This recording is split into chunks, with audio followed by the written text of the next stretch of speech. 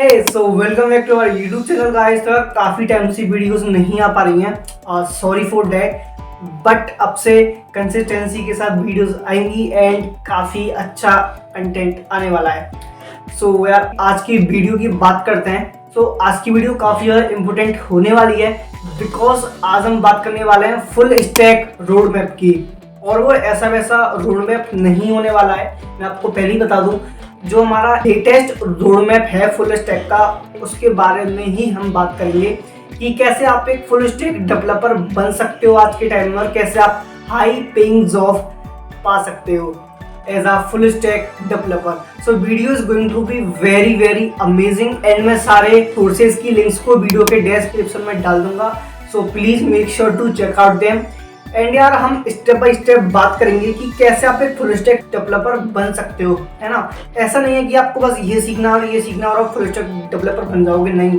हम एक एक स्टेप में डिस्कशन करेंगे कि आपको ये जो लैंग्वेज सीखनी है इसके अंदर आपको कौन कौन से टॉपिक सीखने हैं, इसके अंदर आपको कौन कौन से टॉपिक सीखने हैं, सो दैट कि आपको पूरा क्लियर हो पाए कि आपको क्या सीखना है एक फुल स्टैक डेवलपर बनने के लिए। बिकॉज ना एज अ बिगिनर काफ़ी ज़्यादा स्टूडेंट्स कंफ्यूज होते हैं, हम फुल स्टैक में कहाँ से स्टार्ट करें और हमें क्या छोड़ना है और क्या सीखना है। तो ये बहुत ही इम्पोर्टेंट है, तो यही आज हम इस वीडियो में करने वाले हैं।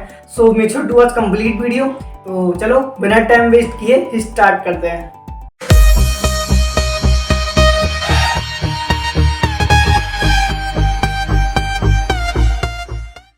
सो गाइस स्टार्ट करते हैं। तो मैंने ऐसे काफ़ी ज़्यादा इजी रखने वाला हूँ, तो मतलब हम काफ़ी इजी वे में इसे समझने वाले हैं कि कैसे हम एक फुल स्टैक डेवलपर बन सकते हैं। मैं आपको स्टेप बाय स्टेप बताऊंगा और काफ़ी मज़ा आने वाला है आपको ये रोड मैप फॉलो करने में।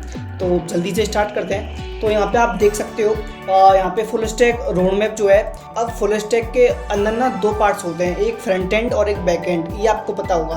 तो फ्रंट एंड बेसिकली वो पार्ट होता है जो हमको यूआई दिखाई देता है किसी भी वेबसाइट का, वो होता है फ्रंट एंड, राइट। जैसे कि बटन्स, इमेजेस, टेक्स्ट, जो भी सब कंपोनेंट्स होते हैं ये फ्रंट एंड के अंदर आते हैं। नाउ बैक एंड की बात करें तो बैक एंड में जो हमारा पीछे जो कोड रन होता है, जो हमारा डेटाबेस में जो डेटा स्टोर होता है, जब हम बटन पे क्लिक करते हैं तो हमारा फॉर्म सबमिट होता है, वो सारी प्रोसेस जो होती है वो बैक एंड की हेल्प से होती है। सो फुल स्टैक के टू पार्ट्स होते हैं, front end and back and. तो हम एक एक करके इन दोनों को ही देखने वाले हैं कि कैसे हम एक फ्रंट एंड डेवलपर बन सकते हैं और कैसे हम एक बैक एंड डेवलपर बन सकते हैं। बिकॉज आप अगर चाहो तो आप फ्रंट एंड डेवलपर ही बन सकते हो और आप बैक एंड डेवलपर ही बन सकते हो। ऐसा कोई ज़रूरी नहीं है कि आप फुल स्टैक डेवलपर ही बनो। हाँ, फुल स्टैक डेवलपर की जो पैकेज है वो डेफिनेटली काफ़ी ज़्यादा हाई होता है कंपेयर टू फ्रंट एंड और compare to back end. But हाँ, आपको अगर बैक एंड इंटरेस्ट नहीं है तो आप फ्रंट एंड डेवलपमेंट को फॉलो कर सकते हो, और आपको फ्रंट एंड में नहीं है इंटरेस्ट तो आप बैक एंड को फॉलो कर सकते हो, राइट। एंड यहाँ पे हम फुल स्टैक की बात कर रहे हैं तो आपको दोनों का ही जो रोड मैप है वो सीखने को मिलने वाला है, तो आप जो चाहे वो फॉलो कर सकते हो। तो चलो स्टार्ट करते हैं। सबसे पहले फ्रंट एंड डेवलपमेंट की बात करते हैं। सो फ्रंट एंड के अंदर कुछ इम्पोर्टेंट कॉन्सेप्ट्स होते हैं जो हमको सबसे पहले सीखने होते हैं, और वो क्या होते हैं, HTML, CSS और जावा स्क्रिप्ट। सो सबसे पहले हम HTML, CSS और जावा स्क्रिप्ट की बात करते हैं। सो HTML की हम बात करते हैं सबसे पहले, because HTML is the first pillar in front end development. So अब हमको हमारा पहला स्टेप क्या है, हमको ये पता चल गया कि हमको सबसे पहले वेब डेवलपमेंट के अंदर या फुल स्टैक डेवलपमेंट के अंदर HTML सीखना है, राइट। अब HTML तो हमें सीखना है, ठीक है, बट HTML के अंदर भी तो बहुत सारी चीज़ें हैं ना, HTML के अंदर बहुत सारे कॉन्सेप्ट्स हैं। अब क्या हमको सारे सीखने हैं या फिर हम कुछ ही टॉपिक सीखें, तो यहाँ पे भी काफ़ी ज़्यादा कन्फ्यूजन होती है। सो अभी करते हैं क्लियर आपकी सारी कन्फ्यूजन को।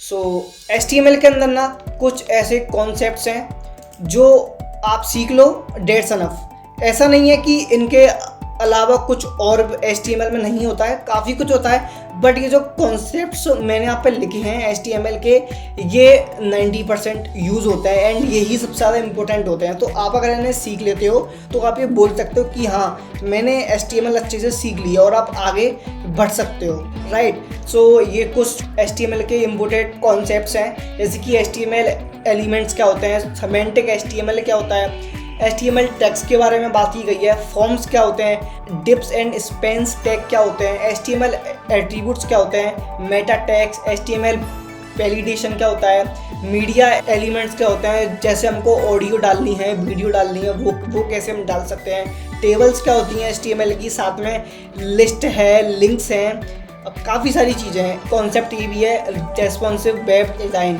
सो उसके बारे में भी हम बात करने वाले हैं CSS के अंदर। सो ये कुछ इम्पोर्टेंट कॉन्सेप्ट्स हैं जो आपको HTML के अंदर सीखने ही सीखने हैं, राइट। इनके बिना आप एक वेबसाइट नहीं बना पाओगे। एक जो बेसिक लेआउट होता है HTML की हेल्प से जो हम बनाते हैं वो आप नहीं बना पाओगे, राइट। सो यहाँ पे HTML कंप्लीट हुआ। सो हमारा फर्स्ट स्टेप था HTML जो हमने कंप्लीट कर लिया है। अब हम चलते हैं सेकंड स्टेप की तरफ। तो जो हमारा सेकंड स्टेप है वो है CSS। अब CSS क्या करती है भैया? देखो CSS का काम है जो हमारा लेआउट तैयार हुआ है उसे और ज़्यादा खूबसूरती देना, राइट। जैसे हमारी बटन है, हमने सिंपल बटन बनाई तो हम यूजिंग CSS उसे और ज़्यादा अट्रैक्टिव बना सकते हैं। ये काम होता है CSS का।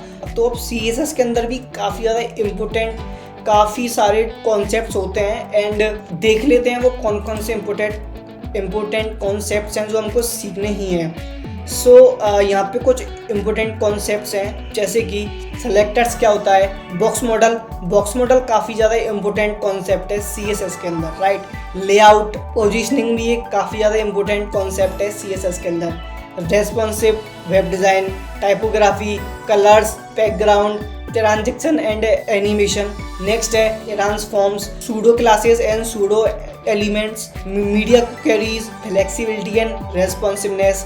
CSS वेरिएबल्स भी काफ़ी इंपॉर्टेंट कॉन्सेप्ट है। Browse compatibility. अब ये सारी जो कॉन्सेप्ट हैं सारे ये क्या होते हैं इनके बारे में बात नहीं करेंगे, बिकॉज जब हम इनके ऊपर वीडियोज़ बनाएंगे, कोर्सेज बनाएंगे, तब हम इन्हें कवर करेंगे। बट इस वीडियो में हम सिर्फ रोड मैप की बात कर रहे हैं, तो जो रोड मैप आपको फॉलो करना है उसके बारे में हम बात कर रहे हैं, राइट। सो ये कुछ इम्पोर्टेंट कॉन्सेप्ट हैं CSS के अंदर। अब यहाँ पे एक और कॉन्सेप्ट है रेस्पॉन्सिव वेब डिज़ाइन, जिसके बारे में मैंने अभी आपको बोला था कि इसकी हम CSS के अंदर बात करने वाले हैं। सो हम रेस्पॉन्सिव वेबसाइट जो बनाते हैं वो CSS की हेल्प से ही हम उसे कर पाते हैं। तो CSS के अंदर कुछ 3-4 ऐसे कॉन्सेप्ट होते हैं जिनकी हेल्प से ही हम एक रेस्पॉन्सिव वेबसाइट बना सकते हैं। तो इम्पोर्टेंट कॉन्सेप्ट क्या क्या हैं वो देख लेते हैं। तो पहला है मीडिया क्वेरीज, सेकंड है फ्लेक्स बॉक्स लेआउट, थर्ड है ग्रिड लेआउट एंड फोर्थ है मोबाइल फर्स्ट डिज़ाइन। इसका मतलब कि हमें रेस्पॉन्सिव वेबसाइट अगर बिल्ड करनी है तो हमें मोबाइल फर्स्ट डिज़ाइन के बारे में नॉलेज होनी चाहिए। और ये जो कॉन्सेप्ट हैं ग्रिड, फ्लेक्स बॉक्स, ये हमें डेफिनेटली अच्छे से आने चाहिए। ये सबसे ज़्यादा इम्पोर्टेंट कॉन्सेप्ट है CSS के अंदर, राइट। तो CSS में इसके बाद भी काफ़ी सारे कॉन्सेप्ट हैं बट वो इतने इम्पोर्टेंट नहीं है, राइट। वो इतने यूज़ नहीं होते, है ना। लेकिन ये जो कॉन्सेप्ट हैं ये डेफिनेटली यूज़ होंगे। आप कितना भी छोटा वेबसाइट बनाओ, आप कितनी भी बड़ी वेबसाइट बनाओ, ये कॉन्सेप्ट हर एक प्रोजेक्ट में, हर एक कोड में यूज़ होने वाले हैं, राइट। सो ये कॉन्सेप्ट जो है ये आपको सीखने हैं। मैं इसकी जो लिंक है ना आपको वीडियो के डिस्क्रिप्शन में डाल दूंगा। सो इस रोड मैप को आप इजीली एक्सेस कर पाओगे एंड इस रोड मैप का फॉलो करते हो ना तो बिलीव मी आप एक अच्छे फुल स्टैक डेवलपर बन सकते हो, बिकॉज सारे जो भी इम्पोर्टेंट कॉन्सेप्ट हैं और स्टेप बाय स्टेप जो भी कॉन्सेप्ट्स हैं वो मैंने यहाँ पर लिखे हैं एंड उसके बेसिस पे ही मैंने इस रोड मैप को तैयार किया है, राइट। सो हमने CSS देख लिया है। CSS के अंदर कौन कौन से इम्पोर्टेंट कॉन्सेप्ट हैं जो हमको सीखने हैं। तो अभी हम बात करते हैं हमारे नेक्स्ट स्टेप की, जो कि है जावास्क्रिप्ट। अब जावास्क्रिप्ट हमारा थर्ड मोस्ट इम्पोर्टेंट पिलर होता है वेब डेवलपमेंट के अंदर, जो कि लॉजिक बिल्डिंग के लिए यूज़ होता है, जो कि एक्शंस को परफॉर्म करने के लिए यूज़ होता है। जैसे कि मैंने किसी भी वेबसाइट पे फॉर्म फिल किया और उस पर सबमिट जो सी बटन उस पर क्लिक किया तो मेरा जो था डेटा वो सबमिट हो गया, राइट। वो जाके स्टोर हो गया।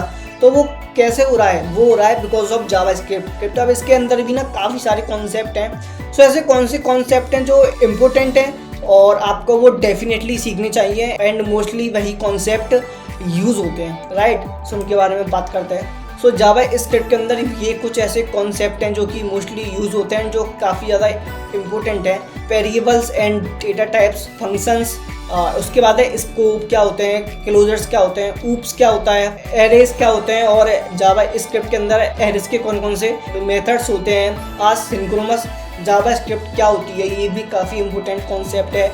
Dom is the most important concept in JavaScript, because DOM की हेल्प से ही आप HTML जो हमारा टैग्स हैं, आप HTML टैग्स के अंदर ही चेंजेस कर सकते हो using DOM. So DOM is the most important topic, आपको डॉम तो अच्छे से आना ही चाहिए, राइट। इसके बाद है इवेंट हैंडलिंग, जैसे कि मैंने बटन पे क्लिक किया तो एक पॉपअप आया, है ना, तो वो एक तरीके से इवेंट को हैंडल करना हुआ, तो वो चीज़ आप इसके अंदर सीख सकते हो। उसके बाद है ES6 फीचर्स। अब ये एक जावा स्क्रिप्ट का न्यू वर्जन हम बोल सकते हैं, जिसके अंदर जावा स्क्रिप्ट के बहुत सारे न्यू कॉन्सेप्ट आए, जिनसे जावा स्क्रिप्ट और ज़्यादा एनहांस हो गई, राइट। प्रोमिसेस क्या होती हैं, फेच API कैसे करते हैं हम, है ना, AJAX क्या होता है, डीबगिंग क्या होती है, तो ये सारा कुछ आपको जावा स्क्रिप्ट के अंदर सीखना है, राइट। एज अ बिगनर आप इस रोड मैप को फॉलो कर रहे हो, राइट। अब यहाँ पे हमने HTML की बात कर ली, है ना, CSS की बात कर ली, राइट, एंड जावा स्क्रिप्ट की बात कर ली, राइट। तो नेक्स्ट स्टेप है वो है फ्रेमवर्क्स। अब फ्रेमवर्क्स के अंदर भी ना काफ़ी सारे फ्रेमवर्क्स होते हैं, लेकिन हमें कौन सा सीखना है वो हम कंफ्यूज रहते हैं मोस्ट ऑफ द टाइम, तो उसके बारे में बात करते हैं। तो देखो फ्रेमवर्क के अंदर ना 2 टाइप के फ्रेमवर्क की हम बात करेंगे, एक तो CSS के फ्रेमवर्क के बारे में और एक जावा स्क्रिप्ट के फ्रेमवर्क के बारे में। तो सबसे पहले हम CSS के फ्रेमवर्क्स की बात करते हैं। तो CSS के अंदर मेनली 2 सबसे ज़्यादा पॉपुलर हमारे फ्रेमवर्क्स हैं। पहला Tailwind CSS and second is bootstrap. अपना बूटस्ट्रैप आप में से काफ़ी लोग जानते होंगे, बिकॉज बूटस्ट्रैप काफ़ी ज़्यादा पॉपुलर है, काफ़ी ज़्यादा यूज़ होता है। बट जो टेलविंड CSS है ये अभी न्यू आई है, but this is really amazing. मैंने भी अभी टेलविंड CSS को सीखा and believe me this is amazing. आप जब भी बड़े बड़े प्रोजेक्ट्स बिल्ड करने जाओगे ना, तो वहाँ पे ना टेलविंड CSS आपके बहुत ज़्यादा काम आने वाली है। तो आप चाहो तो बूटस्ट्रैप सीख सकते हो, इनको सीखने में कुछ भी नहीं है। आपको जो इनकी ऑफिशियल वेबसाइट है वहाँ पे आपको जाना है एंड वहाँ से आपको सिंपली जो इनके क्लासेज और इनके कंपोनेंट्स हैं उन्हें अच्छे से एक बार देख करके कॉपी पेस्ट करके अपने जो भी आपकी वेबसाइट है उसमें यूज़ करना है। So it's very easy to learn. But हाँ, आप अगर ये कंफ्यूज हो कि आपको बूटस्ट्रैप सीखनी है टेलविंड की, आप बूटस्ट्रैप सीखो या टेलविंड CSS सीखे, right. So as a beginner आप बूटस्ट्रैप सीख सकते हो, बट मैं आपको यही सजेस्ट करने वाला हूँ कि आप टेलविंड CSS पे फोकस करें, बिकॉज आने वाले टाइम में टेलविंड CSS काफ़ी ज़्यादा पॉपुलर फ्रेमवर्क बनने वाला है। इवन ऑलरेडी काफ़ी ज़्यादा डिमांड में है आजकल टेलविंड CSS, राइट। अब इसके बाद हम बात करते हैं जावा स्क्रिप्ट फ्रेमवर्क की। अब इसके अंदर 3 मोस्ट पॉपुलर फ्रेमवर्क हैं, React.js, Vue.js एंड AngularJS। अब यहाँ पे भी स्टूडेंट कंफ्यूज रहते हैं कि हम क्या सीखें भैया, हम React.js सीखें, Vue सीखें या Angular सीखें। सो देखो सिंपल है, आप तीनों का ही सेम यूज़ है ना, बट इनमें थोड़ा सा डिफरेंस है। एंड मैंने इसके ऊपर एक वीडियो भी ऑलरेडी बनाई हुई है जिसके अंदर मैंने बात की है कि आपको कौन सा फ्रेमवर्क यूज़ करना चाहिए। मैंने वहाँ पे इनका बहुत अच्छे से कंपैरिजन करके आपको दिखाया है। तो आफ्टर वाचिंग दिस वीडियो, उस वीडियो को भी आप एक बार चेक करके देख सकते हो। डेफिनेटली आपको वहाँ से काफ़ी ज़्यादा क्लैरिटी मिल जाएगी कि आपको कौन सा फ्रेमवर्क चूज़ करना है। बट मुझे React.js अच्छे से आती है, तो मैंने यहाँ पर React.js को ही कवर किया है, राइट। सो React.js के अंदर कुछ इम्पोर्टेंट कॉन्सेप्ट हैं जो हमको आने ही चाहिए। कंपोनेंट्स क्या होते हैं ये हमको पता होना चाहिए। Even React.js is all about components. So ये तो हमें डेफिनेटली मतलब पूरी React.js है वो कंपोनेंट से ही भरी पड़ी है, राइट। सो हमको कंपोनेंट्स के बारे में काफ़ी अच्छी नॉलेज होनी चाहिए React.js के अंदर। सेकंड है JSX, उसके बाद है पेरोप्स, हुक्स, स्टेट्स, कॉन्टेक्स्ट API। सो अभी हमने फ्रेमवर्क की बात भी कर ली है कि हमको CSS के अंदर कौन कौन से फ्रेमवर्क होते हैं और हमको कौन सा सीखना है, और जावा स्क्रिप्ट के अंदर कौन कौन से फ्रेमवर्क होते हैं और उनमें से हमें कौन सा सीखना है। बेसिकली आप कोई भी चूज़ कर सकते हो, it's up to you, right. So अभी हम नेक्स्ट स्टेप की बात करते हैं, वो है कुछ ऐसे टूल्स जो कि फ्रंट एंड डेवलपमेंट में काफ़ी ज़्यादा यूज़फुल होते हैं और वो डेफिनेटली काफ़ी इम्पोर्टेंट है और वो यूज़ होते हैं, राइट। सो इसके अंदर हम बात करते हैं। तो टूल्स के अंदर सबसे पहले है version control, Git and GitHub. अब गिट एंड गिटअप के बारे में आपने डेफिनेटली सुना ही होगा एंड आप सब जानती होंगे गिट एंड गिटअप क्या होता है। सो यूजिंग गिट हम जो अपनी वेबसाइट है और जो अपना प्रोजेक्ट है उसे हम गिटहब प्लेटफॉर्म पे अपलोड कर सकते हैं एंड वहाँ पे हम उसे ईजिली ट्रैक कर सकते हैं, राइट। एंड इसके बाद है API। So version control is very important. आपको डेफिनेटली पता होना चाहिए कि वर्जन कंट्रोल क्या होता है और हम इसे कैसे यूज़ करते हैं। एंड एक इतना हार्ड नहीं है, काफ़ी इजी है।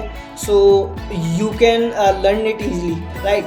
So second is APIs। अब APIs क्या होती हैं, APIs कैसे यूज़ करते हैं, कैसे हम उसे अपनी जो वेबसाइट है उसके अंदर यूज़ कर सकते हैं। तो ये सारा कंटेंट आपको ऑनलाइन मिल जाएगा एंड आप इसे इजीली सीख सकते हो। इवन मैं भी इसके ऊपर काफ़ी सारा कंटेंट अभी लाने वाला हूँ। सो नेक्स्ट है NPM यार्न। ये हमारे पैकेज मैनेजर्स होते हैं। आपको ये थोड़ा कंफ्यूजिंग लगेगा बट ये इम्पोर्टेंट कॉन्सेप्ट हैं जो कि आपको पता होने चाहिए, राइट। और जावा पे नहीं सीखने जाओगे तो आपको सारा कुछ अच्छे से समझ में आ जाएगा, राइट। तो अभी हमने टूल्स की बात की, अब हम बात करते हैं होस्टिंग एंड डेवलपमेंट की। अब आपने वेबसाइट तो बना ली बट आपको वो होस्ट करनी है, तो आपको ये पता होना चाहिए कि ऐसे कौन से प्लेटफॉर्म्स हैं जहाँ पे हम अपनी वेबसाइट को डिप्लॉय कर पाएँ, वहाँ पे हम उसे होस्ट कर पाएँ, राइट। सो होस्टिंग के अंदर मैंने यहाँ पे कुछ ऐसे प्लेटफॉर्म्स ऐड किए हैं जो कि मोस्टली यूज़ होते हैं, वो काफ़ी पॉपुलर हैं, राइट।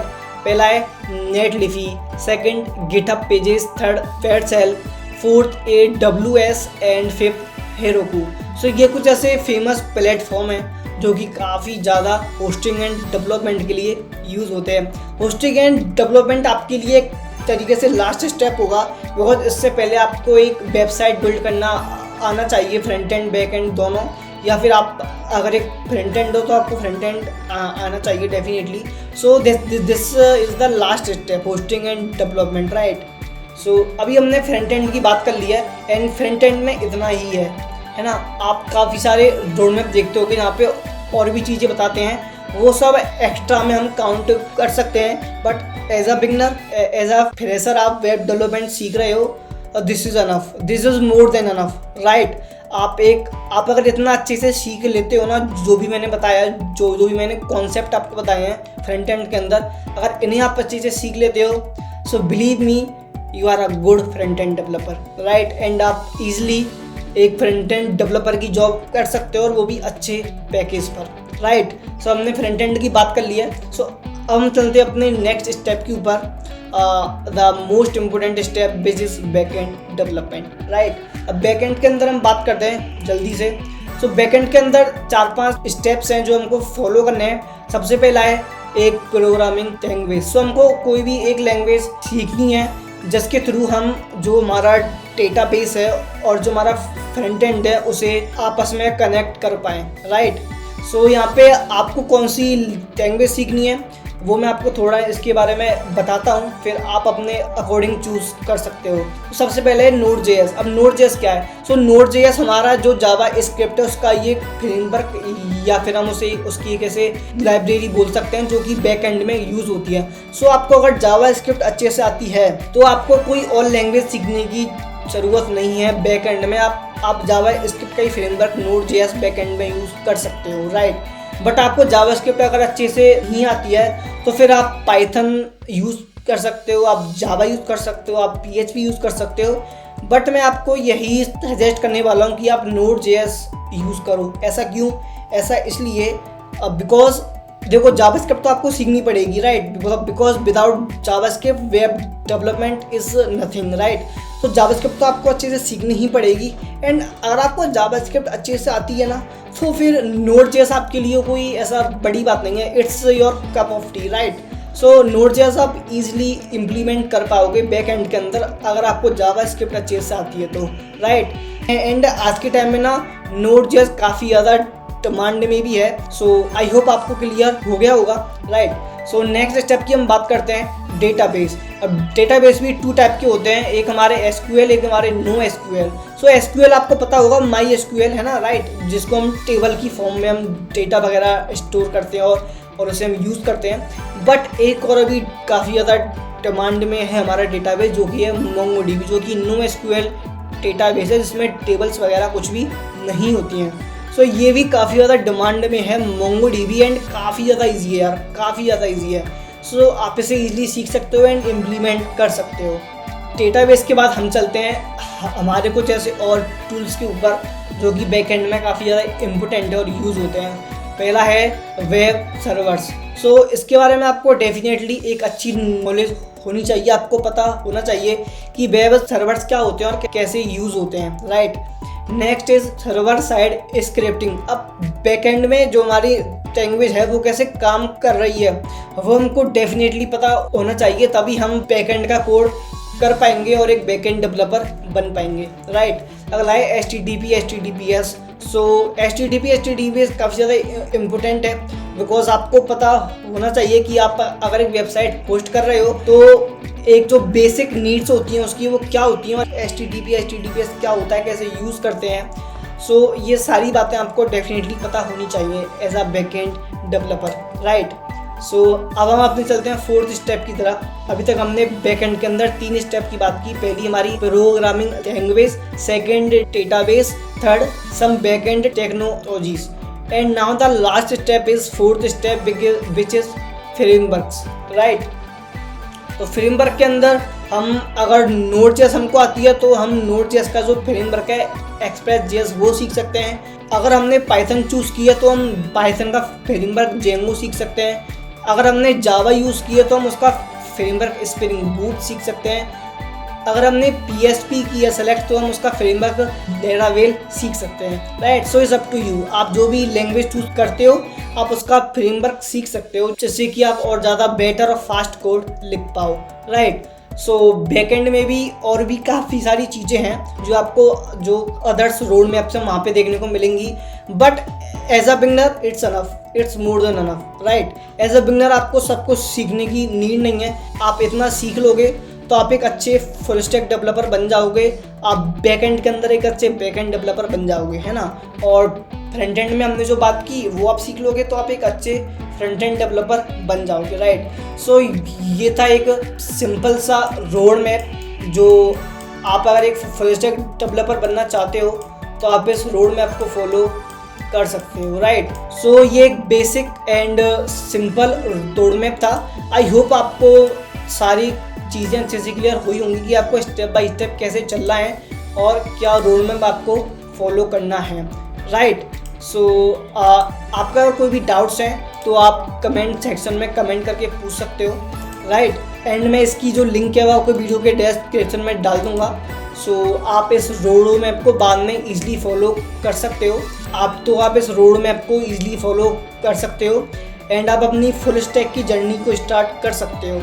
एंड बिलीव मी, इस रोड मैप को फॉलो करके आप काफ़ी कुछ सीख जाओगे एंड आप एक अच्छे फुल स्टैक डेवलपर बन जाओगे।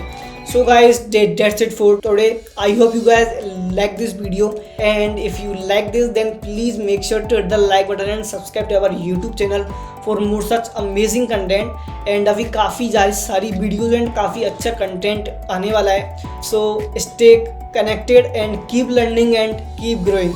Thank you so much.